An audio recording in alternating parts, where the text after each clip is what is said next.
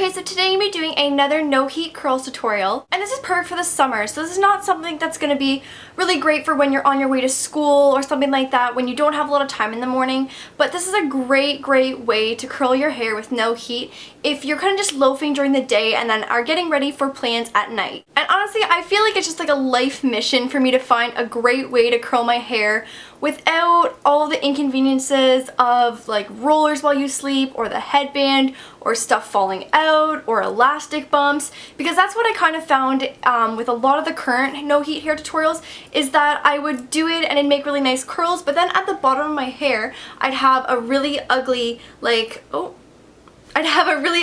elastic mark at the bottom when you could see where it was wrapped around really tightly. So I was trying to find a way that kind of eliminated that and just made it like an effortless, like full curl. And honestly, I feel like it's just like a life mission for me to find a great way to curl my hair without all the inconveniences of like rollers while you sleep, or the headband, or stuff falling out, or elastic bumps, because that's what I kind of found with a lot of the current no heat hair tutorials, is that I would do it and it'd make really nice curls, but then at the bottom of my hair I'd have a really ugly like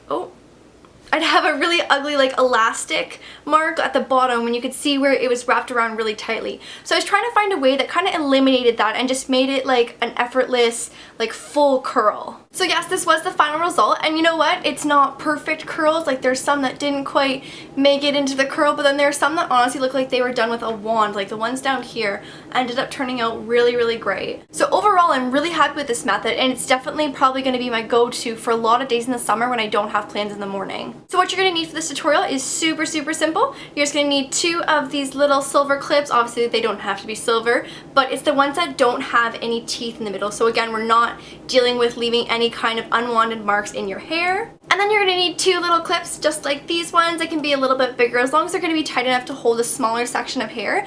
And I use those clips for the top section up here, so it's just holding like maybe like a quarter of my hair. And then optional products are a teasing comb if you want to give your hair a little more volume, and a hairspray. And this is like a bamboo based hairspray, so it's a little bit better than the usual really alcohol based hairsprays. And I figure if we're not using any heat, we can sacrifice a little bit of our hair damage levels with some teasing and some hairspray. And then you're going to need some hair to work with, obviously. And then yes, this is going to work with layers. So I kind of have 2 layers. I have this pretty long middle layer here, and then I have my full length here, if you can see that in the frame. So again, I use the little clips, and I will show you in the tutorial how to curl your top layer, and then using the bigger clips to curl the bottom layer. And this may seem somewhat odd, but you are going to have to be wearing a shirt for this tutorial. So we can just hop right into the tutorial. I'm going to stop blabbering, and I hope you guys enjoy it. So I forgot to film this when I was right out of the shower, but you're going to want to work with about 90% dry hair. You're going to take your shortest layer and just twist it away from your face, just above your ear, and use your smallest clip to just attach that to your head. And you definitely want your hair to be almost completely dry, or else the curl won't hold or dry completely. This is what it should look like on both sides. So now you're just going to take the remaining hair and twist that away from your face and all the way to the very end. And the looser the twist, the looser the curl will be, but I find that my layers stay in a lot better with a tighter twist. And then once you get to the bottom, use your big clip to secure it to your top. This ensures that our curl won't untwist. And this clip just eliminates any bumps or unwanted marks from elastic while still having a super secure hold on the hair. And then you're just going to hang out with all your clips to let your hair dry, and I suggest waiting for at least 2 hours. So kick back, watch some YouTube videos, create some Instagram profiles, and just hang tight while your hair dries. And I just have some Moroccan oil in my hair, but if your hair has trouble taking shape, you could definitely use some curl defining product. My hair is also naturally wavy, so I'd love to see how this turns out on other types of hair. And this curl held all day long and turned to an awesome beachy curl on day 2.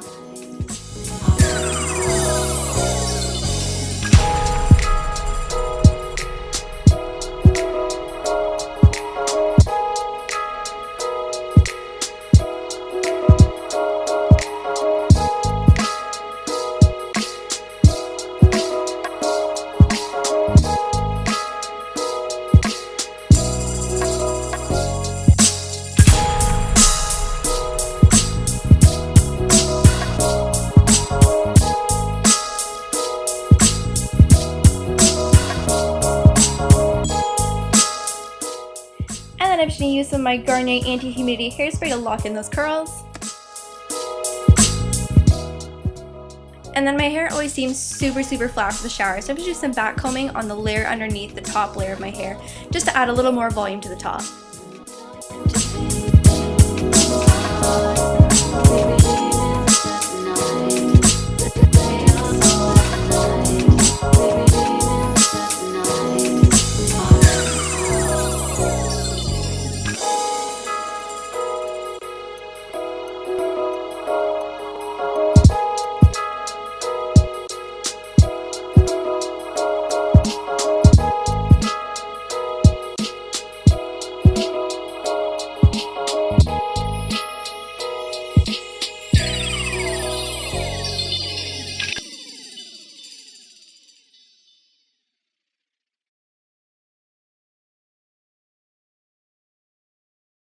So I hope you guys enjoyed this tutorial, and I hope that you find it helpful for your summer days where you're just kind of loafing during the day with not much to do. So if you try this tutorial out, make sure you snap me a pic, and you can send it to me on Twitter at LauraDIY, and on Instagram use the hashtag LauraDIY. And this is also irrelevant, but I definitely wanted to put it out on YouTube so I can get your guys' opinion, because although I do have a lot of you guys on Twitter and Instagram, I definitely wanted to just put it out there to the biggest audience possible.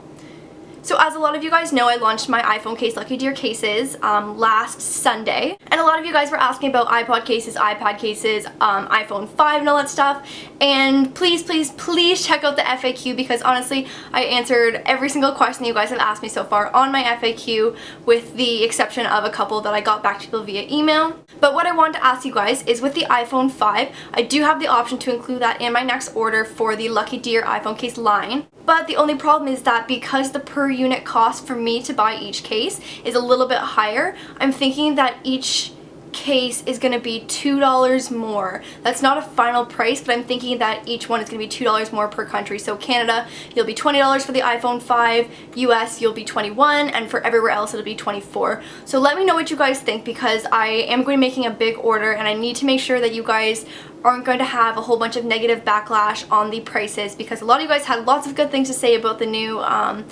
reduced prices, but I need to know that you guys are going to be okay with this. So let me know in the comments below if you think that's an okay price for an iPhone 5 case, and then we will take it from there and see what happens. And if you're new to my channel, you can check out my online store for iPhone 4 and 4S cases. I'll have the link in the down bar below, along with my Twitter, Instagram, Tumblr, Facebook, and all that good stuff. So I hope you guys enjoyed this tutorial, and I will see you on Sunday. Bye!